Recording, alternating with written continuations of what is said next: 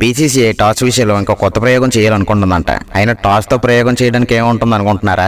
మరేం లేదండి, match start అయ్యే ముందు టాస్ వేస్తారు కదా, ఇక ముందు జరిగే మ్యాచ్ లో టాస్ తీసి పారేద్దామని బీసీసీఐ అనుకుంటుందట. అసలు టాస్ వేయకపోతే ఫస్ట్ బ్యాటింగ్ ఎవరు చేస్తారు, ఫీల్డింగ్ ఎవరు చేస్తారు, అసలు ఫస్ట్ ఏం సెలెక్ట్ చేసుకోవాలో ఎలా డిసైడ్ అవుతారు అనుకుంటున్నారా?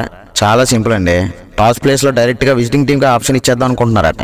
ఎంత అతిథి దేవోభవ అని పెద్దలు అంటే మాత్రం అలా ఎలా ఇచ్చేస్తారు? ఏంటోలేండి, ఈ చిత్రమైన ప్రయోగాల మాట ఎలా ఉన్నా ఇలా చేస్తే హోమ్ టీం పెద్ద లాస్ అనే చెప్పాలి. ఎందుకంటే టీం గెలవడంలో టాస్ ఎంత ఇంపార్టెంట్ అందరికీ తెలిసిందే. కానీ ఇక మీద ముందు రోజుల్లో టాస్ అనేది చూడలేం అనమాట.